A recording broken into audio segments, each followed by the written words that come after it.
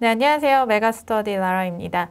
자, 오늘은 어휘로 때려잡는 미국 문화, 어때문 같이 해보려고 하는데요. 우선 여러분들 요새 날씨 너무 덥고 공부하느라 고생 많으실 텐데 제가 좀 쉬어가자는 의미에서 재밌는 컨텐츠 준비해봤습니다. 자, 우선은요, 첫 번째 시작하기 전에 제가 질문 하나만 좀 할게요. 여러분은 만약에 내가 어떤 초능력이 생긴다면 어떤 능력을 가지시겠어요? 뭐 예를 들어서 투명 인간일 수도 있고 아니면은 뭐 공부를 좀 잘할 수 있는 능력 뭐 여러 가지가 있겠죠. 근데 그 중에서도 아마 가장 많은 친구들이 선택할 만한 게 미래를 내다보는 그런 능력이 아닐까요? 수능 당일날 무슨 문제가 나올지 뭐 이런 것들부터 해서.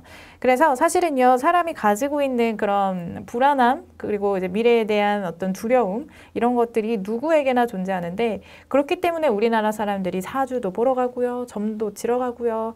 이제 그런 것들이 서양에서도 분명히 있거든요. 그러면 서양에서 사주를 보진 않을 거 아니에요. 서양에서 뭘 하냐? 우리나라의 사주와 비슷합니다. 바로 astrology, 점성술이라고 하는 거를 서양 사람들이 봅니다.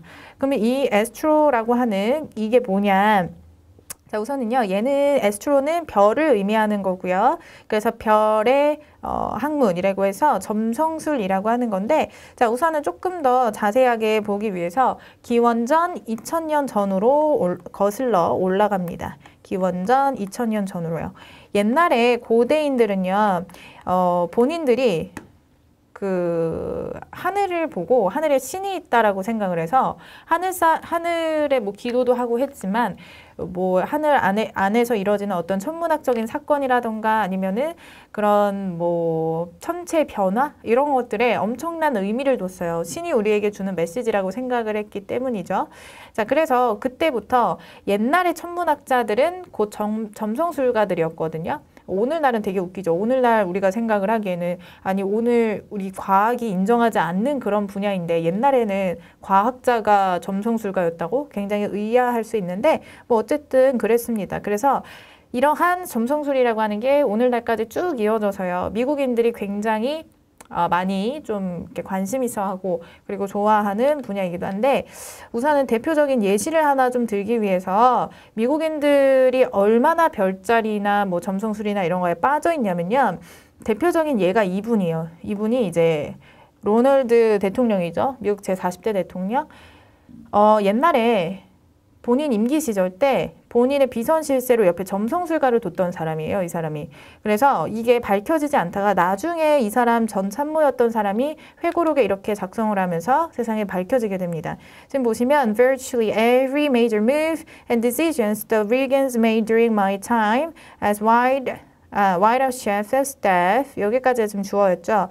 그래서 지금 내용 보시면요, 모든 중대한 움직임이라던가 결정이라던가 그 리겐이 했었던 그런 것들, 내가 참모 시절로 있었을 때 이런 모든 움직임이나 결정권들은 was cleared in advance with 이랬는데, 자, 지금 여기서 was cleared with, 우리 clear with라고 하는 거는 허락받다라는 의미거든요. 그래서 미리 허락을 받았었대요. 누구에게? A woman in San Francisco. 이 여자가 누구였냐면 점성술가였어요. 그래서 who drew up horoscopes to make certain that the planets were in favorable alignment for the enterprise. 그러니까 어떤 일을 진행하는 데 있어서 야, 이거 해봐라 그랬을 때 점성술가가 이렇게 별자리 차트를 딱 펴놓고 딱딱딱딱 그린 다음에 이거는 지금 해도 좋을 것 같아요. 이런 어떤 조언을 줬다는 거죠. 근데 이게 밝혀지고 나서 어땠겠어요? 이제 사람들이 많이 비판도 하고, 아니 무슨 점성술가한테 국정을 맡기냐.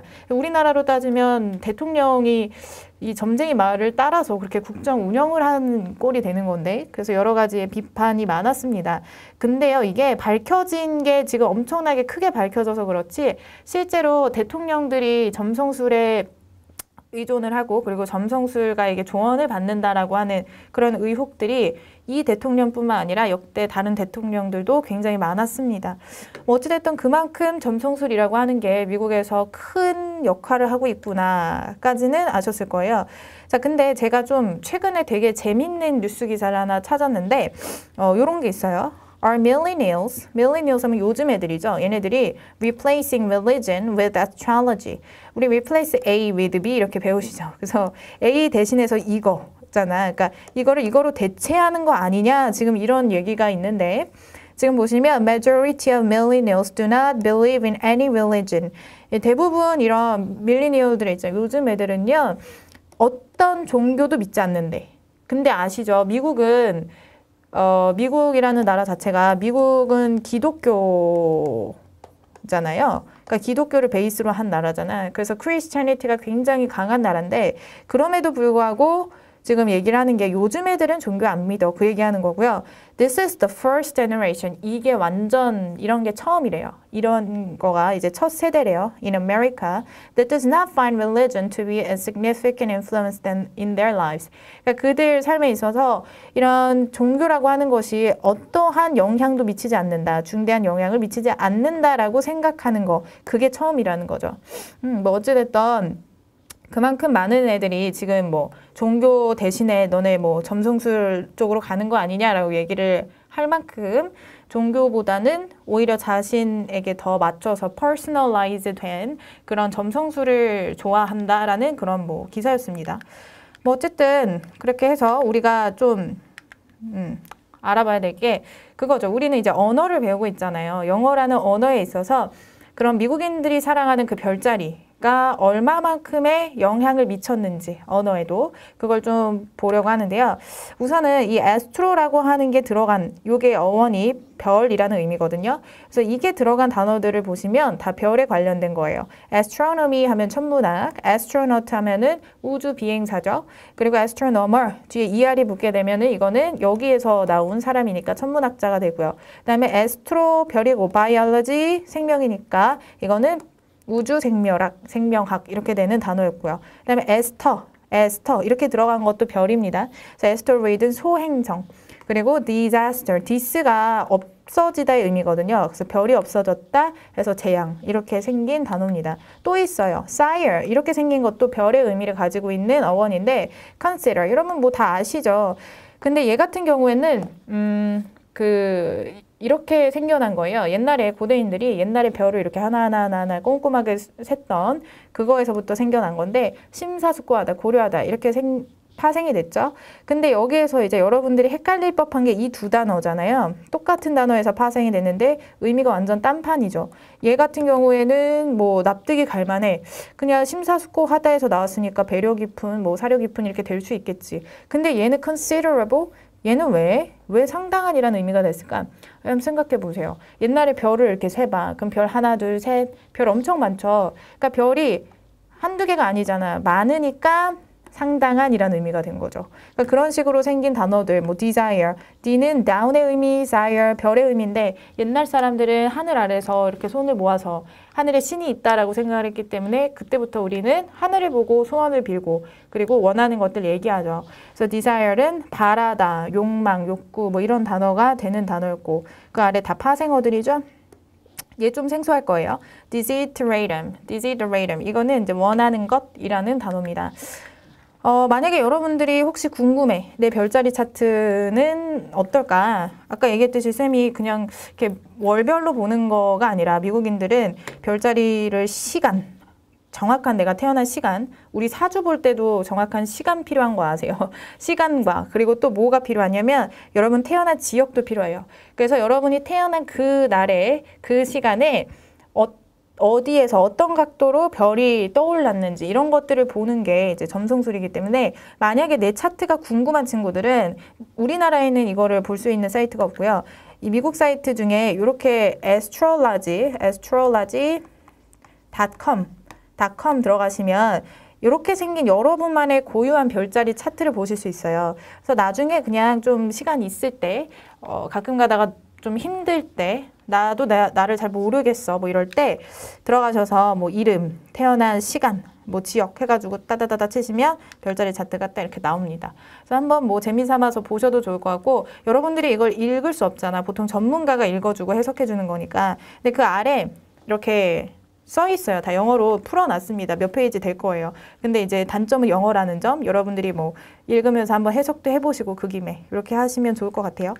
자, 우선은 이렇게 해서 오늘 점성술편 별자리 같이 알아봤습니다.